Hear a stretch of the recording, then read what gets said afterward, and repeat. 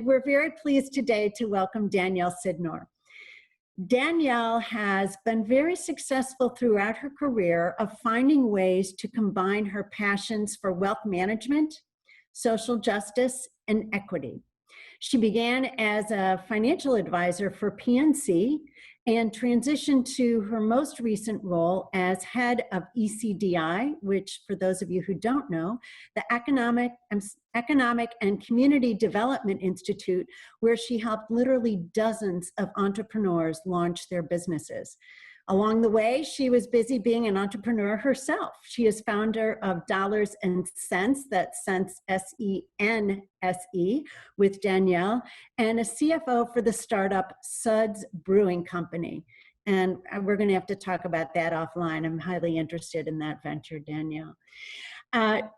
She is now back to those entrepreneurial roots as CEO of We Win Strategies Group, having recently left ECDI. Now, you all know that she's president of the NAACP, and perhaps like me, you thought that that was a full-time position. Well, it may be full-time, but it is totally volunteer, and she fully pours herself into it, along with chairing the board for Eliza Bryant Village. She is a proud alum of our Cleveland Bridge Builders program and Advanced Leadership Institute, and probably her greatest pride and accomplishment is being the mother of 2 young men. So thanks very much for joining us, Danielle, and I will turn it over to you. All right, thank you, Mary Ann. Can everybody hear me okay? I always do an audio check before you talk for a long time and then you realize nobody can hear what's going on. So thank you to CLC, Mary Ann, and to Rachel for inviting me to participate.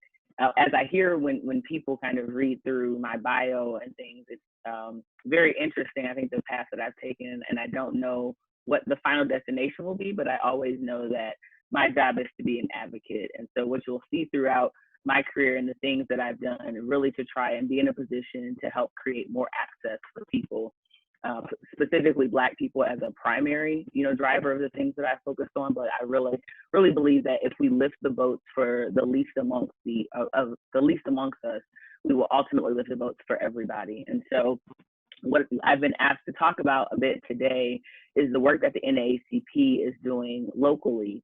And I want to start by just kind of setting some context for what the organization is at the national level and how that really feeds down into the work that you will see us do locally. And then what we are and what we are not, because I think that's also important. And to Mary Ann's opening comments, I think there were several people that had that reaction when I became president. There was this belief that that was my new job, and I got lots of congratulations on your new job. I'm like, I don't know if I would call it a job. I guess job insinuates that you're getting paid for something, but it is a full-time labor of love for sure. It's an organization that I'm very passionate about, I'm very committed to, and I hope that after having shared some time with you all today, more of you will also find a space for yourself and the work alongside myself and our leadership team. But the NAACP's mission is to secure political, educational, social, and economic equality of rights, to eliminate race-based discrimination, to ensure the health and well-being of all persons. And I start with that context because many times people believe that we are a pro bono law firm. They believe that we're the racism hotline. They believe that, we're a public defender's office. But really what we're fighting for is change to systemic racism.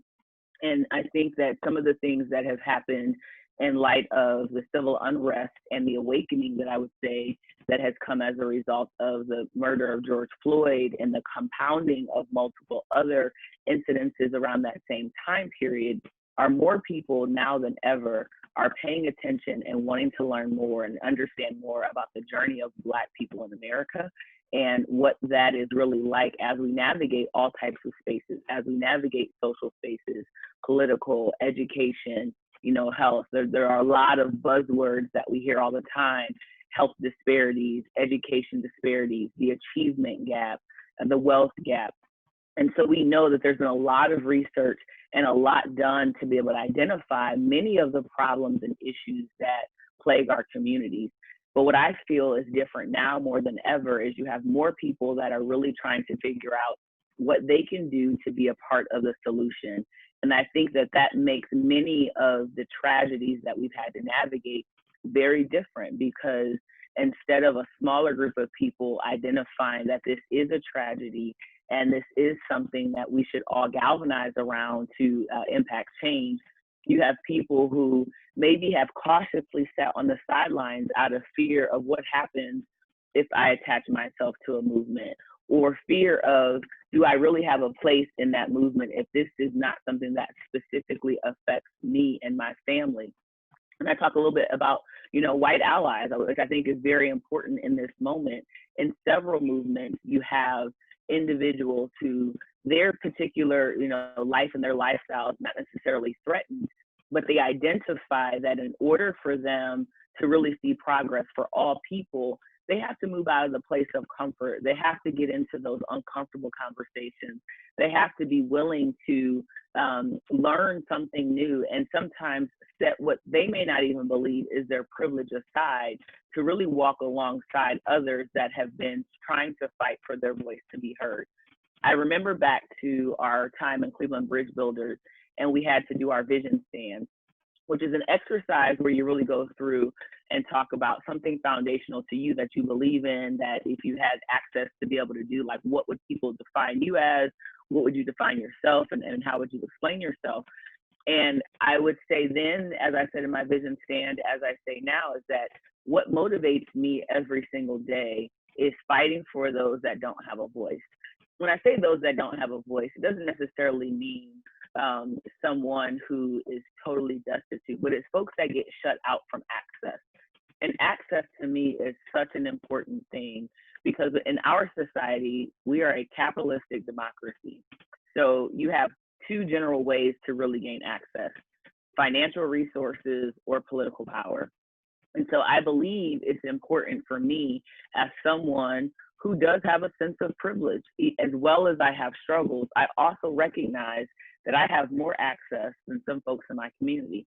So I fight to ensure that I use the access that I have to bring voices into the room that are not invited to be on these types of platforms. And so when I think about the work that the NAACP is doing, that is the foundation of what we are really built on, is that locally we understand that, yes, we have come together as a group of leaders and identified racism as a public health crisis, which is a very significant and important thing. However, like I've said in other comments, it is only a ceremonial activity unless we put together the working group and we get the commitments and we get the actual action and sustained action. Because my biggest fear in this moment is that we do have a number of knee-jerk, reactions from people that are saying, I want to lock arms with you, I want to do these things. But in 6 months from now, when there's a new headline, and 12 months from now, when there's a new headline, are folks as committed as they were, in the weeks that followed civil unrest? And so that's a challenge to everybody that's on that call, this call and this Zoom today, is that all of us are leaders in some space, and sometimes we discount what leadership is. Leadership is not just the CEO. It is not just, the owner of the organization or the business. It is all of us in every single parts of our lives. We show up in different spaces. As parents, we show up as teachers, we show up as managers, we show up as colleagues. And in those moments, we have an opportunity to lead by, if we see something, by saying something, by acknowledging when our colleague makes that off-the-cuff comment that doesn't sit well with you. And sometimes people believe that folks that speak up, they're born that way. But I'll tell you, there are many times when I face situations where it doesn't feel good and I have to do it anyway. And I know I'm not the first person to use this slogan or quote, but courage is not the absence of fear. It is acting in the presence of fear. And so many times there are situations where I go into rooms and, I'm the only Black person in the room, and I'm in front of a group of C-suite executives, and I'm in there fighting for access. That doesn't feel good, but you do it anyway, and you continue to do it, and you identify who in the room is your ally, who is also going to speak up as you're trying to speak up. And I think that that's something that's very important. And so just a few specific things that we're working on at the branch level. Number one is galvanizing people around the importance of completing the census. While that's something that's very specific to, 2020, we know that this happens every 10 years. And so every time we can get the community to better understand why the census is so important, it means the next time the census comes around, hopefully we don't have to do as much work to make people understand, the importance of it. We know that many of the issues that we deal with in our communities are as a result of lack of resources. And this is something that's startling in a country that has so much excess. You have neighborhoods and communities where people are throwing away food, and you have folks that don't have a meal to eat. And so it's not a matter of, do we have enough money and enough resources in this country for everybody to be able to survive and thrive. It's how we prioritize and how we determine, who's deserving of those things. And so we at minimum know if folks are completing the census, at least we're being counted. It's going to help ensure dollars come back into the community. The other important part of the census that we're trying to help connect the dots on is representation. Some of what we're identifying and seeing right now across the country is that we believe, as the NAACP, we need some federal, legislation around policing. And as we're fighting for some sort of federal legislation, it is going to be very important that we have elected officials that are willing to, take the things that we deem as important and work on our behalf. And so ensuring that we have proper representation, that we're properly counted, is going to mean that we have more elected officials in neighborhoods that are deserving of them. The other, really important thing that we're focusing on right now is not only voter registration, but voter education and voter engagement. We believe that the bedrock of society is helping folks understand their ability and right to exercise their franchise and their right to vote. And we understand how frustrating it can be when it seems like you've voted in multiple elections, but your life hasn't changed. And that can be overwhelming, that can be frustrating, and that is a reality. And so what our political action committee continues to do is really help educate voters on what each different branch of government does, what each person that's on the ballot has access and responsibility for when it comes to dollars and resources, and also the types of things that they're responsible and have access to legislate. Because we know the way that we totally obtain the mission that we have, which is, to eliminate race-based discrimination, is by ensuring that we can legislate some things that make it illegal for people to do things like discriminate in housing and discriminate in jobs. But ultimately, I would say that the most paramount thing that we're trying to do at the local level as a branch is try and be a space and a venue to have more of these types of conversations, because we know that many of the issues that we deal with in our community are matters of the heart, and you cannot legislate away the way that people feel about people. And so one of the things that we understand is coming to the table, being willing to have the difficult conversation is very important, but then we also are going to hold folks accountable, because there is some element of ignorance that people have been able to claim and say, the reason I, misbehaved or I did a certain thing is because I didn't know. So we're making ourselves available to have conversations. We don't act like we speak on behalf of all of the Black community. We're not a monolith. You have differing of opinions. We, even amongst the NAACP, are a democratic body.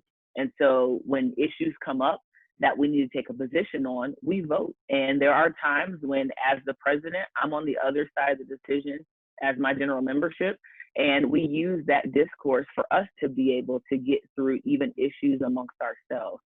And so what I need in this moment from the community is for us not to wait and look for someone else to be the leader. I need us to all recognize and understand that in all the spaces that we show up in, we have an opportunity to be a better advocate. So if you have the ability to hire and fire, when is the last time you fought to make sure that you had a diverse candidate pool? If you have the responsibility of buying goods and services, when is the last time you fought to make sure you had a diverse pool of vendors? If you have the ability to set budgets and to control promotions within an organization, when's the last time you've taken stock to say, you know, every single person that we promoted or hired over the last several years has looked like this? And how are we going to set intentional goals to make progress? Because one of the challenges I feel like we have within the space of diversity, equity, and inclusion is we look at many of these things as just aspirational, and we are very timid at setting real targets and goals. But if we treated this like business and other elements, when we want to gain market share, when we want to try and accomplish an event, we set a budget, we set a target, we set a goal, and we do the things necessary to accomplish that. So I appreciate you all listening in today. My ask is that we all show up as advocates. It's not someone else that's going to make the difference. It's the power that you have within you. So thank you so much for this opportunity. Danielle, thank you for sharing such great insights. We do have some questions that we'd like to transition to. And for everyone on the call today, please feel free to put your questions into the chat box and we will move through those over the next few minutes or so. So to start, you mentioned a lot about you need to step into this space, even in the face of fear, and to step up. And Yes. Having said that you have done that in many instances, can you share some suggestions on some steps people can take or how they can step into that fear? Yeah. So I think that it's a process. So sometimes it may be, instead of saying it in a group of everybody, it's the quiet email that you send after the meeting that says, hey, I sat through that. I felt uncomfortable. This is something that I observed. You know, I just want to provide you some feedback, because it can feel confrontational sometimes when you have to say something in a setting where there's other people want to be put on the spot. And so I would say at minimum, you know, start with sending something in writing, because that gives a person a chance to sometimes step back from your feelings for a moment, digest it, and articulate your words in a way that's going to cause another person to have to really stop and think and not be able to accuse you of being emotional in a moment where you might immediately retort. So I think that's a first way that I have stepped into moving beyond the fear and using that courage to address issues. In your current role and with the conversations that are happening in the community over the past few weeks, what has been your biggest challenge to date and how have you worked to overcome that?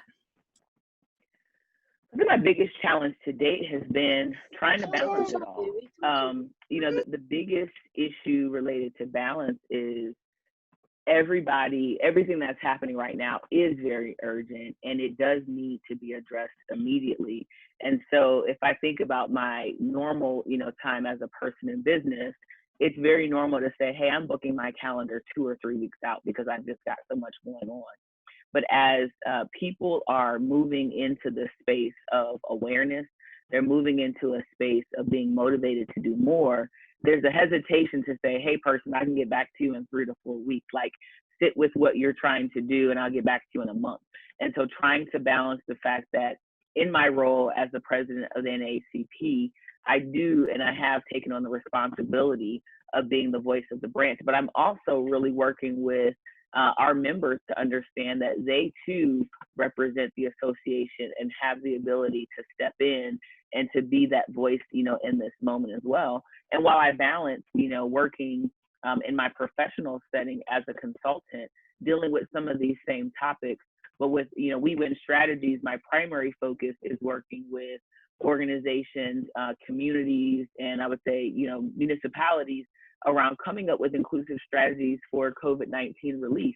And that's something that's really a burden for me, because while we are spending a lot of time focused on social justice, and I think we should be, and we should have always been, what we also have and still in front of us is the number of individuals who are struggling financially and who are not eating, who in 12 months from now are going to be evicted because once some of the legislation that's kind of put temporary holds on things falls off, we have a whole recovery that is likely to hit communities of color in a much greater way than the broader community. And I want to really try and always continue to center us that those two conversations have to be interconnected.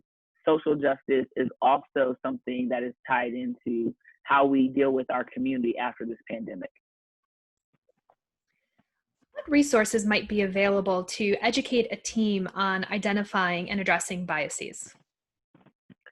Yes, I think there are a number of great resources out there. One that I have been through and would continue to kind of lift up locally. Third Space Action Labs has a program that they've brought to the community that I feel has been very impactful, partly because I don't think we'd be having some of these conversations today, even if we did have the situation with George Floyd and others, if we didn't have the year of awareness building around racial equity and inclusion. And so the REI training that is offered through Third Space Action Labs, I think is phenomenal. They have a shorter, groundwater training, and they have a more robust 2-day training. So I think that's a healthy place to start for a lot of organizations. And I understand there's a cost associated with it, but I think as you look at some of the other resources that are out there, some of the foundations are stepping up and saying, we're willing to try and offset costs and others. So Third Space Action Labs would be a great place to start.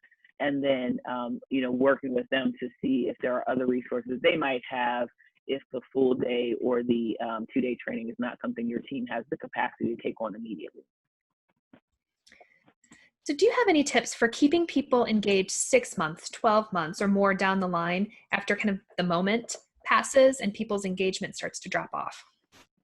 Yeah, so that's a great question. I think that's one of the reasons that I'm trying to do my best to not get into this moment of people feeling like Danielle or Marsha at the Urban League is the answer, or Erica at the President's Council is the answer, and really try and help people understand that all of us have a role to play in continuing this conversation forward. All of us have a role to play in making sure that we hold people accountable to demonstrate the actions that they have committed to in this moment. And so I think the way we keep people engaged is by spreading the wealth of leadership. As people have ownership of a thing, they're going to have a higher level of engagement. And so as new people are joining the branch, I'm continuing to try and push them into committees, or just connect with them and find out what things that they're passionate about in their community, and how we can just kind of arm them with information and resources that they can take back, and even just tactics that they can take back. As we talk about legislative change, as we talk about voting and census, those are somewhat easier things that people can go back into their smaller, community and talk about amongst their friends or their coworkers. And that now makes them a little bit more of an expert. And so that means people start to come back to them and ask for help and ask for insight. And so I think the more folks that we have out here that feel more empowered to have these conversations, we will keep it on the forefront of, what we're doing as a community. And how can community organizers nearby, but maybe outside of the formal city of Cleveland, help connect and support the work of the NAACP Cleveland? I think nearby organizers can help in a couple of ways. One is helping to promote and elevate some of the things that we're attempting to accomplish.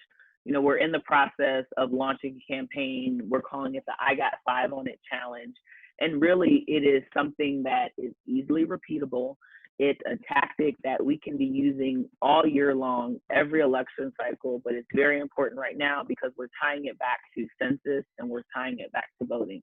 So we're just asking people to do something that sometimes we take for granted. Talk to 5 people in your immediate family, your colleagues, your coworkers, your neighbors, and make sure that they've completed the census. I think we take for granted sometimes that because information is out there, everybody understands it the same way. Everybody's going to react. And so if we just make the ask, sometimes you get a higher level of participation simply because you asked. And so with the challenge, that is something that we'll be able to help push out and promote to everybody, because relational organizing for us is so important. The other thing that someone that's outside of Cleveland can do in supporting the work of the NAACP is making us aware of issues or organizations that we can align with. Because as we're doing this work, we really fundamentally believe in collaboration. we cannot do everything by ourselves. And so there are organizations that are already very well established, that are looking to partner, that are looking to bring this conversation about racial equity and inclusion, onto the forefront. And so if folks know of people that are looking to partner in a greater way, that's something that would be very helpful for us as well. And we have time for one more question. So I'm going to ask kind of more about your views and kind of some great joy that you've been able to find in your work. So what has been some of the greatest joy you've had in your work, whether in general or with the organization? Yeah. I think that the greatest joy in my work has been seeing ideas come to fruition. I've worked with a number of small business owners who, on the surface, people would say they're not very sophisticated. And that could be for a variety of reasons. But what I do know about them is they're very hardworking. They're very proud people. They put a lot of their own blood, sweat, and tears into making their businesses be successful. And sometimes with a little bit of polish and a little bit more resources, I've seen them go from just, struggling and barely making it to really flourishing. And that's something that, I'm very proud of. Within the NAACP, I've seen similar types of things where ideas have, come from within the organization that we've been really able to pull together, like the recent activity we just did with the Cleveland Cavaliers around A Time to Talk, and really just using our voice to connect with another large platform to really try and put a conversation out for men right now in this moment who oftentimes are not made to feel that it's cool to talk about your emotions and your feelings, but we know that things are bubbling up and we need to create those spaces. So seeing the things that we believe as ideas come to fruition is something that's been very joyous for me. Well, Danielle, thank you so much for sharing your insights and your time today. We're very appreciative of all that you have been doing to lead within Cleveland, and thankful you are here. And with that, I'm going to turn it back to Mary Ann. So I'm going to echo a comment made by John Lynch in the chat. Thank you for your amazing leadership, Danielle, and for all that you give to so many different areas in advancing our community. We are truly, truly blessed to have you here. And we look forward to great things coming in your future work with NAACP, as well as with We Win Strategies. So thank you for making time to be with us today.